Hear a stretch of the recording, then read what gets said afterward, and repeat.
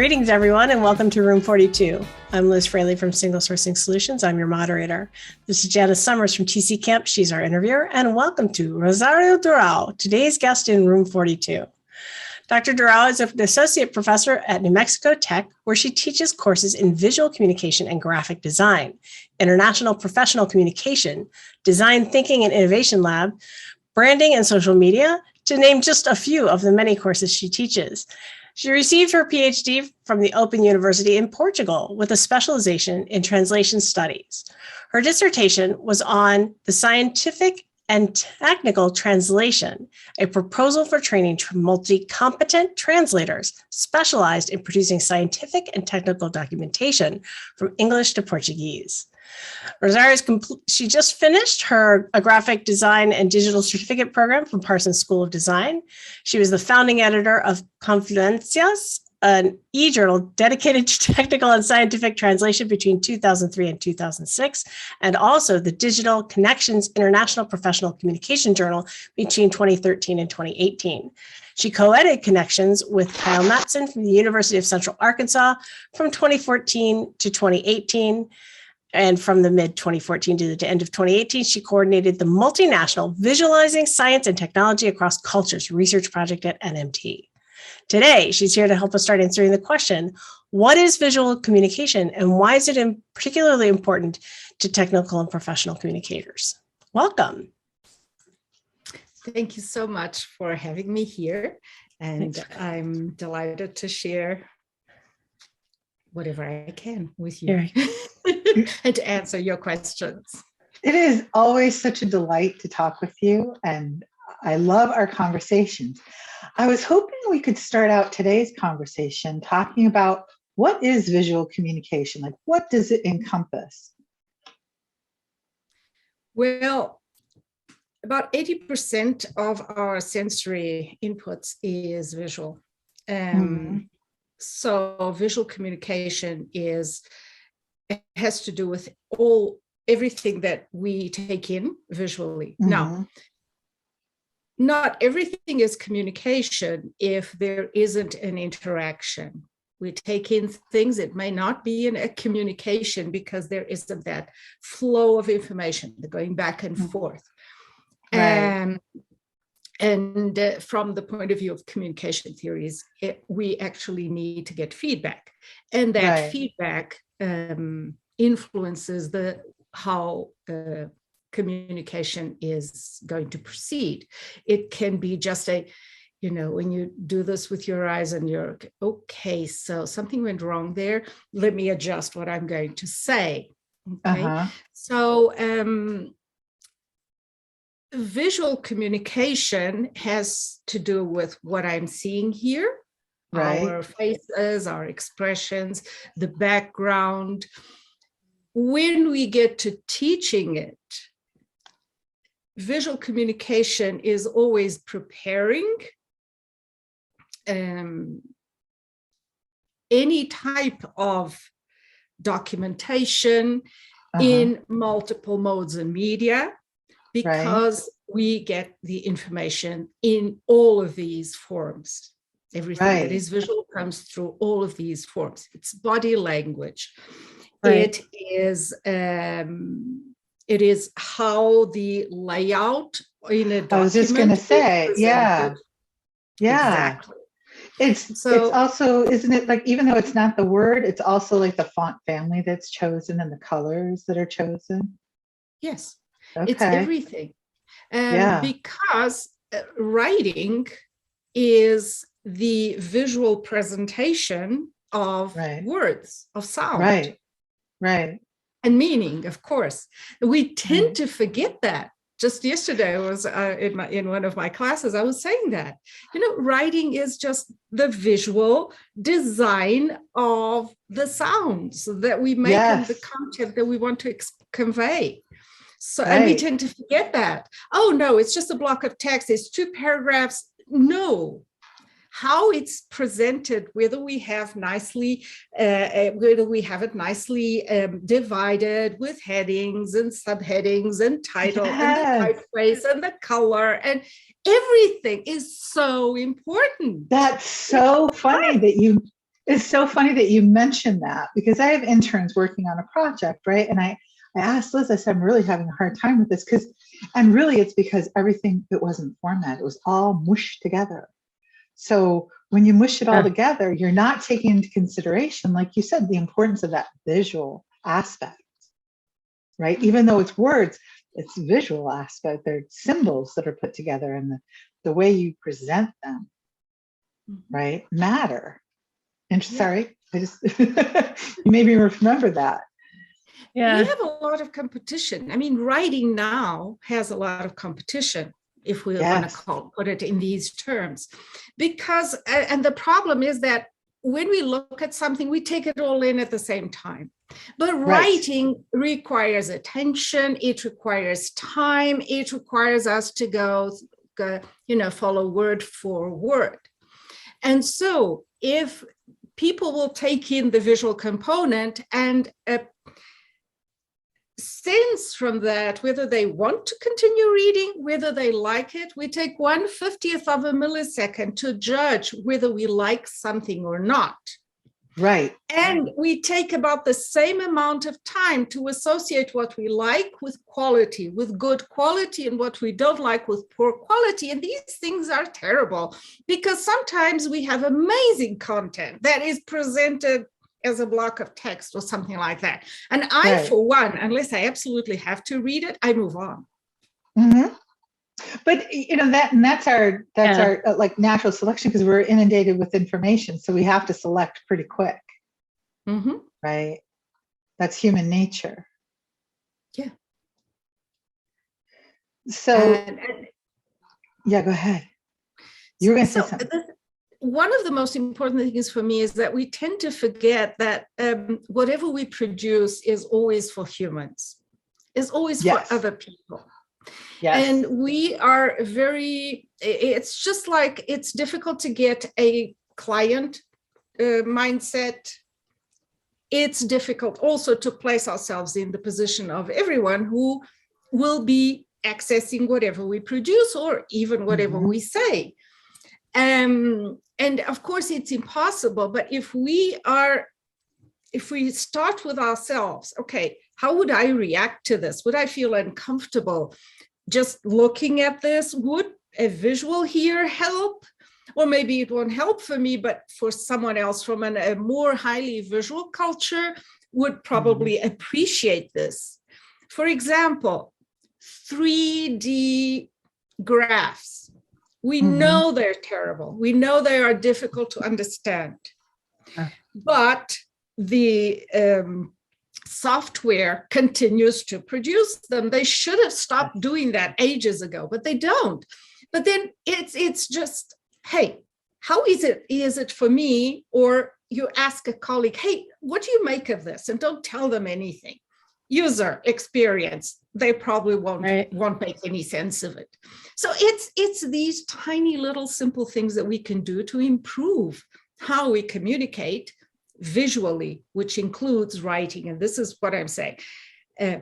People tend to think that writing, everything starts and ends with writing. No, everything starts and ends with the visual. Writing is just part of that. Well, I never quite put it together that way. I never thought about the 3D graphs in that way, because I talk a lot to people when we're talking about structured authoring, that it's hard, that we as humans, we don't really think in 3 dimensions. We think in 2 and layer on the 3rd, right? Stephen Hawking said he could think in 4 dimensions, and I am nowhere close to being him.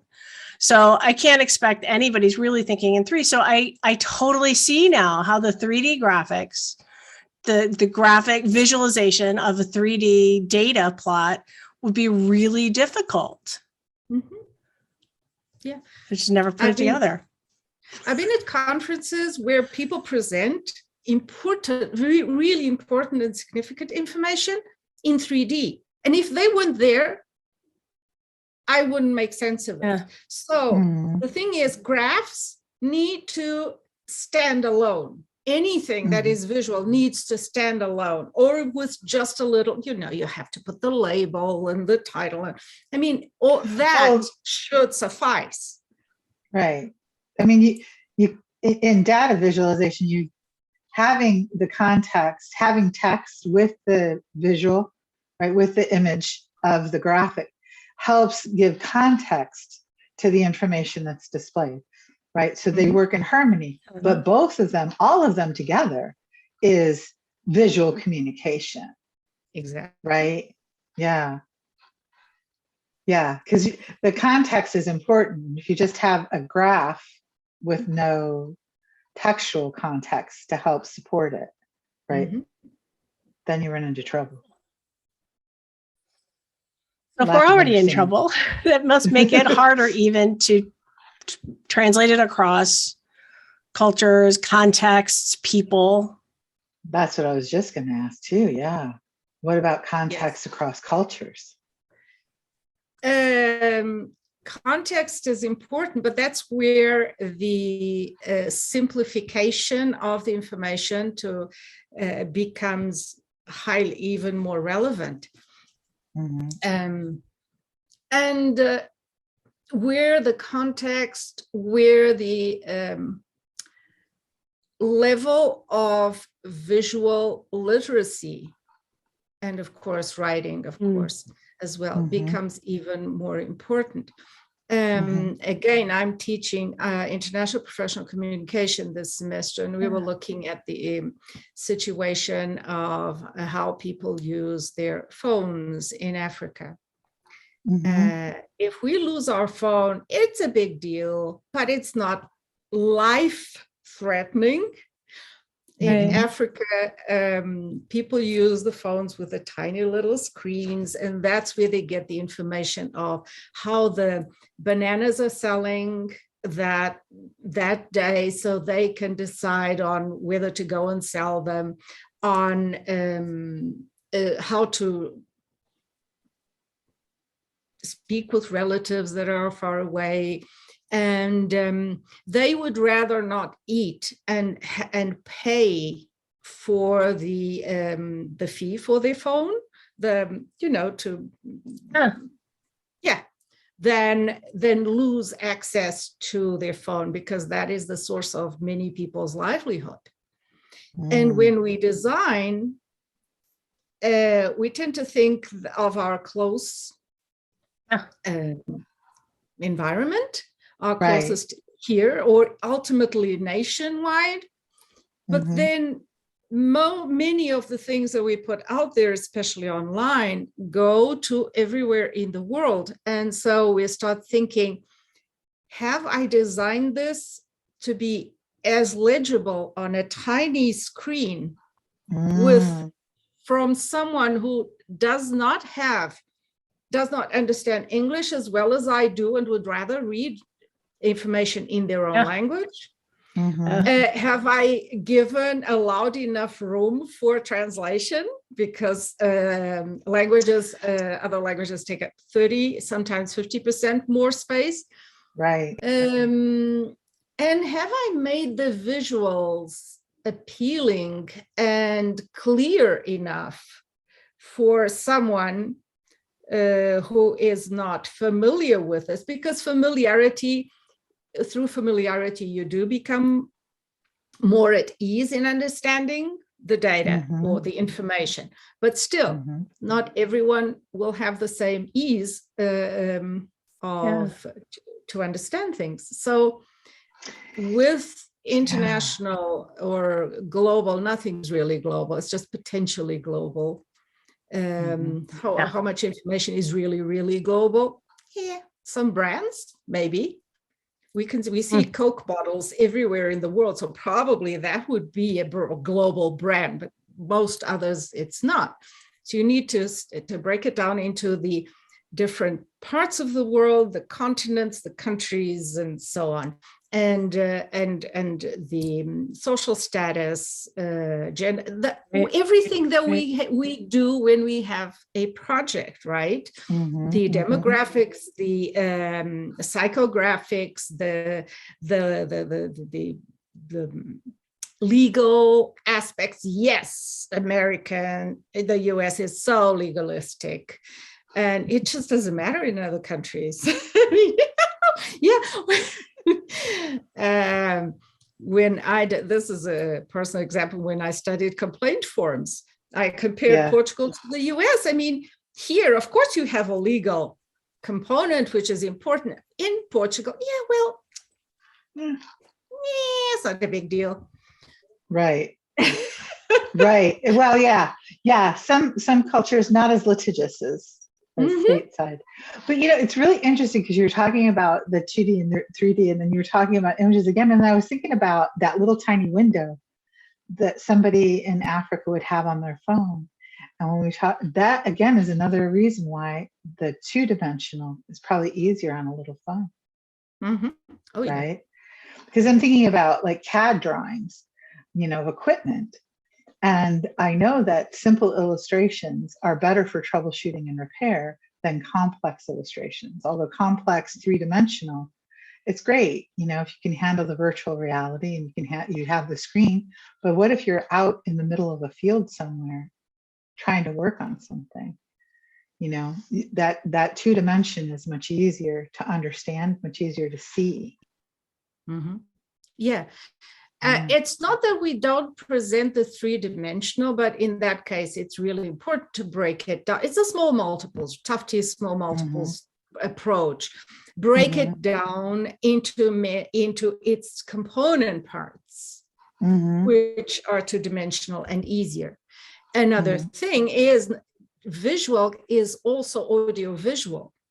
So in many ways, a video will be more effective. A video showing things. It's interesting. Whenever we create instructions, we really need to think about the process and what goes into doing something.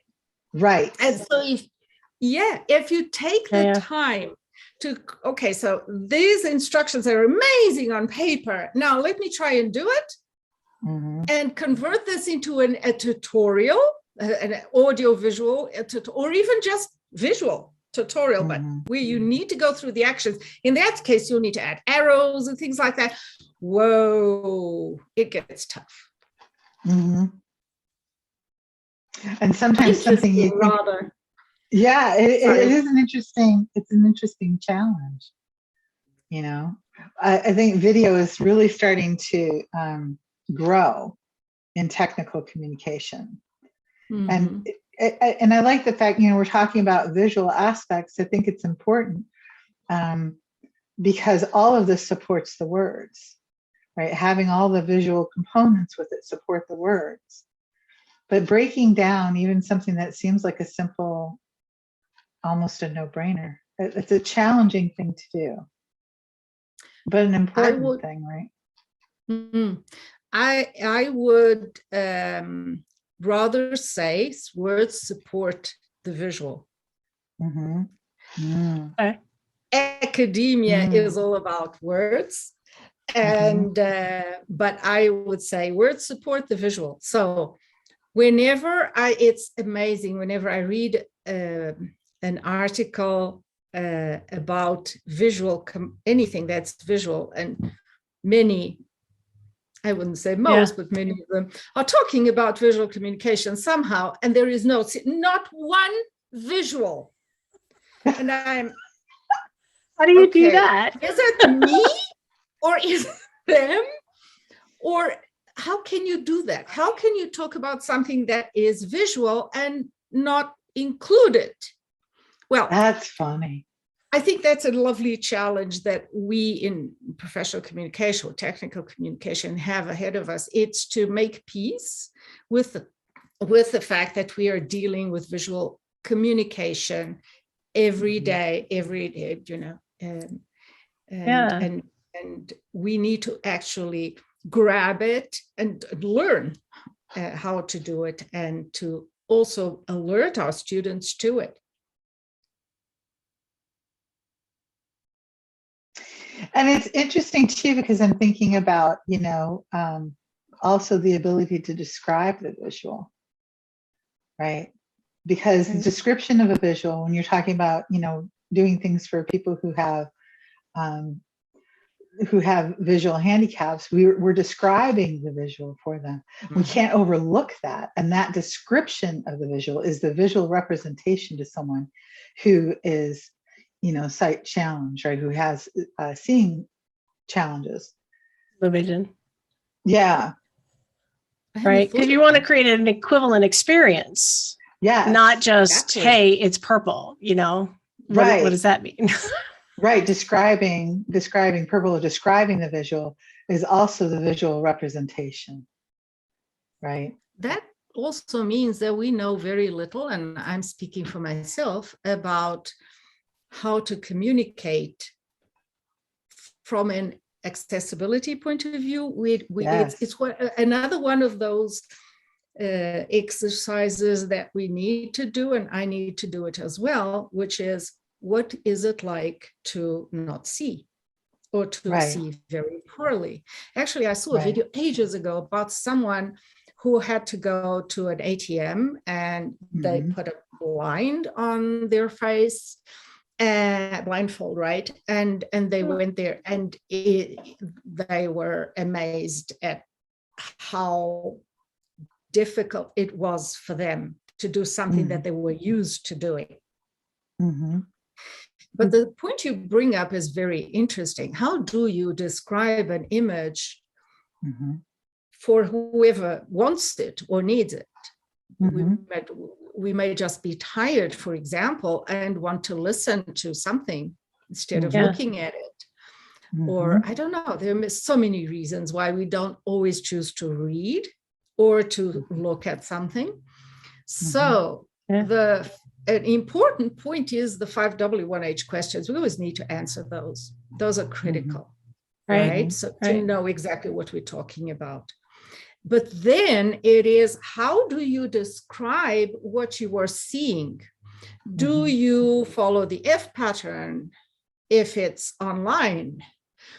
If it's for Western cultures, we always need to start on the top left. If it's for cultures that are that right from right to left, it's the other way around. And for example, instructions, if you step-by-step instructions, if you place them on a horizontal scale, step 1, step 2, step 3, you will need to invert it for many other. Wow, this is fascinating. Wow, thank you. I have a new challenge for myself and my students. Right. But I mean, but it's true. And it's interesting because as you're talking, I'm thinking about the visually impaired, and I'm thinking, wow, the words then becomes a visual. And then, yes, the right to left, left to right. Yeah. Right. All right. So let me ask a question that's, I go back and forth on this. We talked a little bit about layout, right? How the layout of the documentation, like the layout of the physical, whatever it is you're producing, either on the web or in print. At some point, things were all one big block. And then we kind of went to the other extreme, and we have outline structures, right? Where every paragraph and everything is indented and numbered, right? And then we switched, when the web came, we kind of went back the other way, and we have blocks again with headings. And we kind of got rid of the numbering. Is there, like, I've looked for reasons why, and I haven't seen any research to the specifics of it, but I'm very excited that you finished your design certificate, because maybe you have some sense of what's good and bad, and or more productive or less accessible, and whether there are cultural issues behind some of those choices. It's a weird question, I know. Well, something that I learned, and it doesn't have to do with the design certificate, is that if it's a step-by-step process, you put numbers. If it's not, don't put numbers. You use paragraph spacing, item spacing, leading, let's say, indentation to make things and topics stand out. Use these strategies, but if it's not for a step-by-step process, so for basically for instructions, right? Right. Don't do that. Of course, you can use numbers decoratively and put a huge number to your, number 2, huge, and then the writing to the right, to the right of it or below it, and that creates that appealing factor that you really want. Oh wow, this is it. Even if it's not that or relevant. No, yeah. Right. Yeah, I'm in a crux here. but a dilemma. That's the best word. But yes, the visual component will help. However, that is critical. Now, cross-culturally, I've seen everything that I have learned about and read and done. I think it's still the best approach. People understand numbers because they're even in other alphabets, and so the number approach for steps is relevant. Mm-hmm.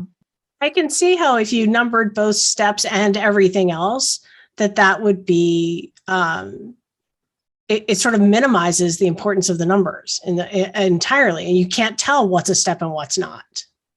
Yep. That's actually an excellent point. Cool. I think the whole evolution of the numbering versus not numbering is a whole nother area to explore.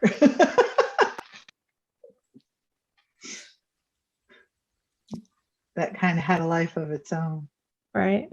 So now context, when we're talking about visual communication, how different from one culture to the next? Like, how do we take those into consideration? And what are some of the biggest things that we need to look out for when we're crossing cultural divides to make sure that context is relevant for them as it is for, for one group as it is for another group as it is for another group. So say we're writing for, 5 countries.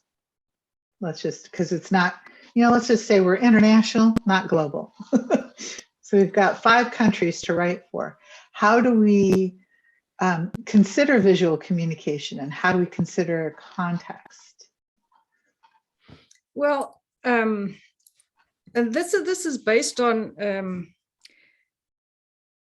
when I first started teaching, it was translation, and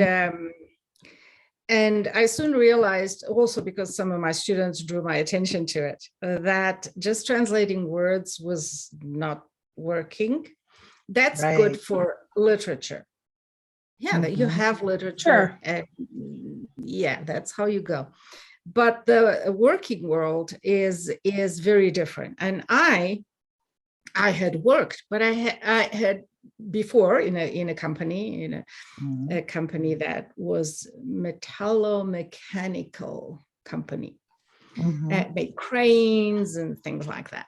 And I had to translate things, but I also kept it very much at the literal level.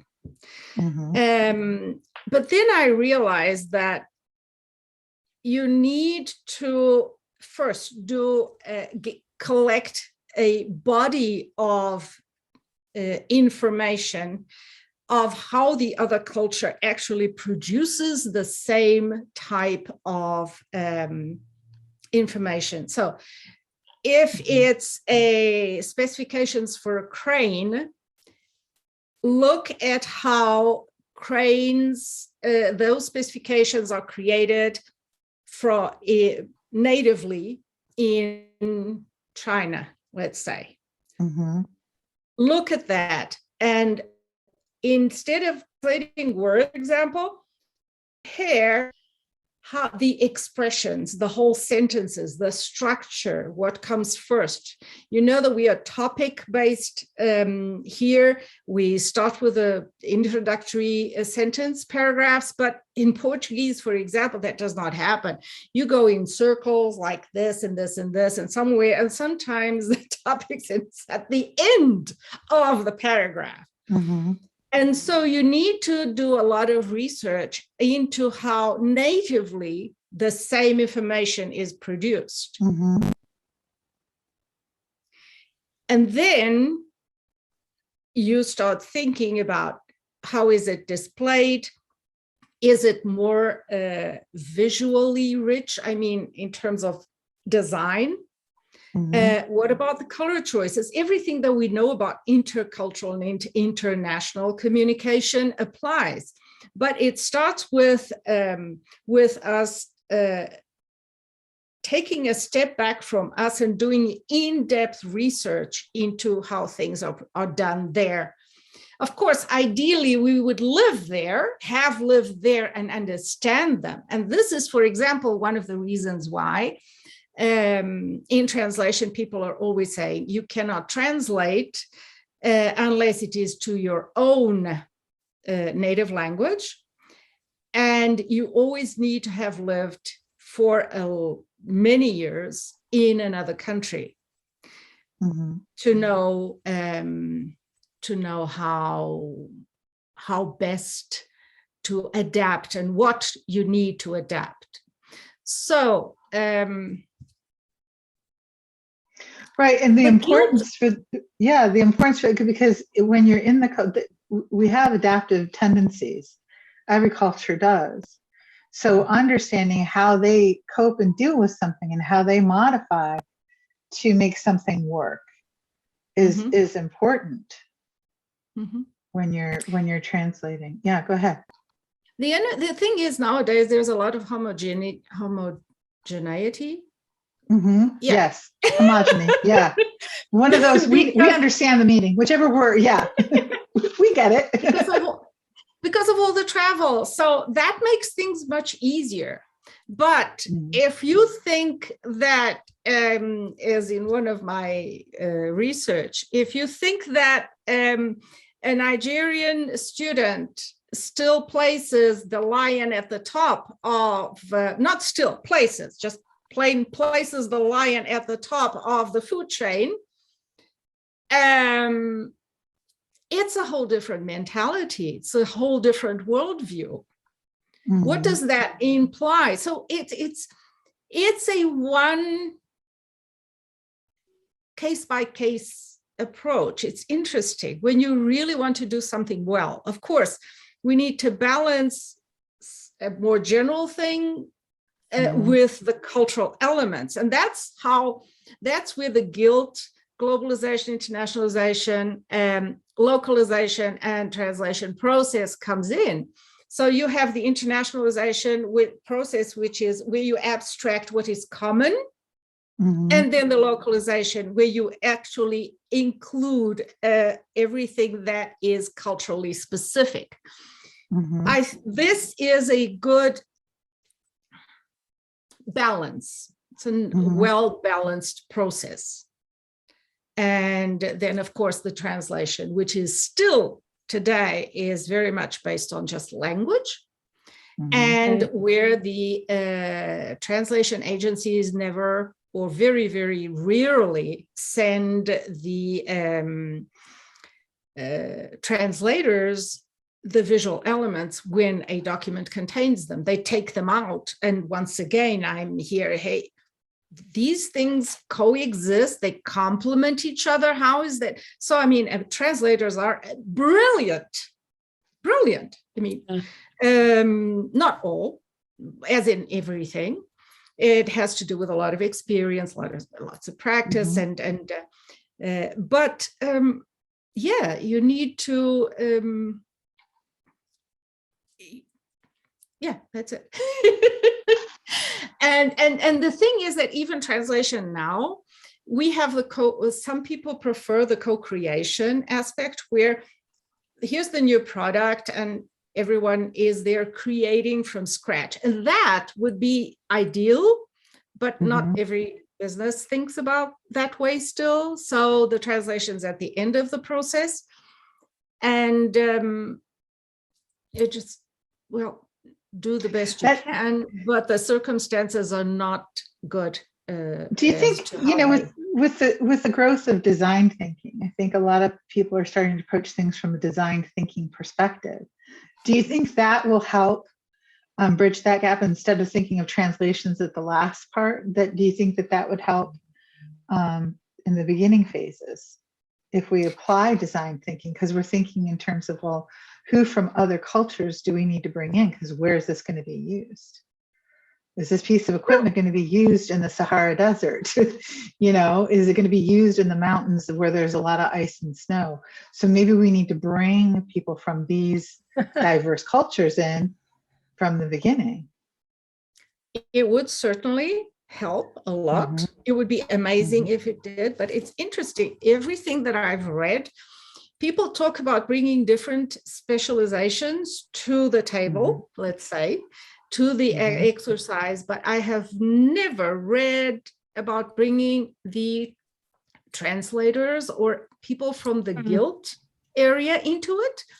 So it is something that it's important to push forward and to actually get teams to realize if you're not just selling for your little place, bring in people from these fields. I mean, that would make sense to me. Right? Yeah. If you're wanting to be international. Because I think a lot of companies even if they're established companies, they kind of have an understanding of their international footprint. Yeah. Especially if they're established companies. They should. Right? They should. But the thing with translation is it's the converting, let's say the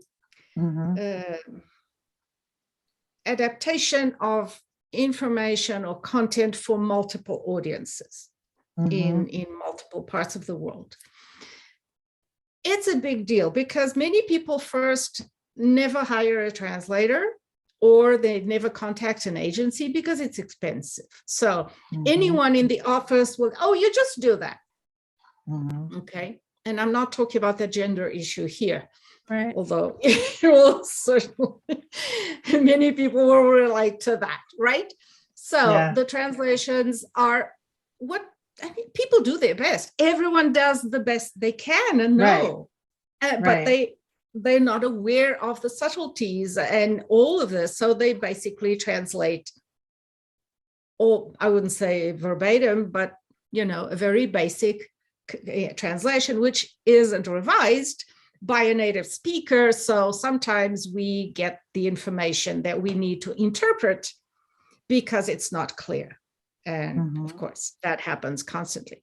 The other thing is they sometimes, businesses send these to a translation or LSPs. There are many words for this. A translation house, that specializes in it. Yeah. But they are afraid to convey a lot of the information because copyright and all of that is a big issue for them. So they don't convey everything that is necessary for the translators and the localization, everyone else to do a good job. So we're never going to get an ideal situation. And also many of these businesses are smaller businesses, medium-sized companies, and they don't even know what design thinking is, much less spend time doing it. They don't even do user testing or usability experience. They're not aware of that. So I don't know what to propose, actually. It's complex. I was talking about this when I was doing my PhD. I was talking about this before I completed my PhD. When I taught translation, did translate. So this has been going on for 30 years, the same type of conversation. And the fact is, this situation will always be the same. There will always be different levels of awareness of what it takes to convey information nationally, internationally, multinationally, globally, whatever. And I think that's part of the important thing is having the conversations about this and, striving for the best. It's like the good, better, best. scenario. If you've got the luxury to be the best, then shoot for that. If you don't have that luxury, consider how can you do better, or how can you at least do good, right? Yeah. And I think one of the things that you brought up that's kind of key in the terms of translation, because oftentimes we hear translation, just translate the words, because I'm on a tight budget, right? So just translate the words. But maybe we could consider sharing the graphics with the translation house just to get their perception, right? To say, okay, yes, you're going to translate the words, but can I get your perception of these graphics? So maybe that's a good way to start getting better, right? Even if you can't be the best, you can do good, better, best, right? And strive for it. Because, a lot of times when I talk to people in translation, they're just considering words. Translate the words. Yeah. Schools continue to do that. Localization, right. Not many schools consider localization. And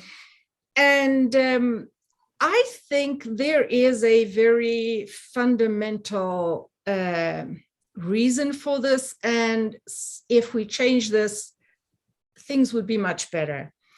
Our cultures are text-based. It has to do with, from my point of view, and I haven't read anything to the contrary, it has to do with the written basis of the fundamental religious documentation, or the let's call it, I don't want to call it the Bible, because then there's the Quran, there are all of these. But it's instruction books. They're instruction books. And the whole society revolves around the fact that everything that comes in writing is important and precious. Right. Okay. Very few cultures have a more visual approach, but in schools, then what we see is up till, and I'm not very familiar with that, I never had kids, so I'm not quite sure, but up to when you do visual, you designs and things like that. But I guess once you leave, once you're about 10 or something, unless you want to go into design, everything is much more text heavy, writing heavy, reading heavy. And this is, for me, this is the basis of not having as good or as effective and a pleasing communication as possible. We need to pay as much attention to instruct, educate all through our lives in all the literacies. And I'm thinking about Rebecca Burnett's Woven: written, oral, visual, electronic, and nonverbal. Oral, it's interesting, she placed in second place because otherwise she wouldn't get the acronym. So I would say oven. No, visual. Oh dear. How? Vowen. There you go, Vowen. There we go. Right? Yeah. Visual. And I agree. People should use all of these.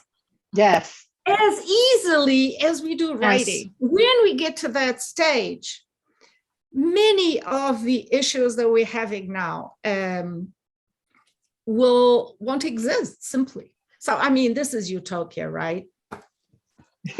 Well, we can strive for the best, right? Yeah. And that's putting the visual communication front and center, right? And not losing, pardon the pun, not losing sight of it. Yeah. So, I am sorry, but our what a way to end.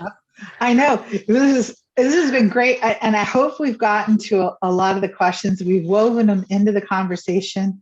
But if we have missed something, reach out. Your contact information is included and they can reach out for you. It has been such a delight. It is always a pleasure to talk to you. Always and is. So many things to think about. for everyone to think about and how they can change and modify to become better and put visual communication at the forefront. Yeah. You inspired us all. Yes. Oh, huge thank you. Inspiration. That's so amazing. You're awesome. And everyone who joined and who will watch this later and ask questions, thank you so much for listening to my thoughts, my random thoughts on things, and for being interested in how we can make communication better by highlighting the visual component. Yes. Absolutely. Yeah. Thank you so much. All right. Thanks, everybody. Until next time. Bye. Have a lovely day.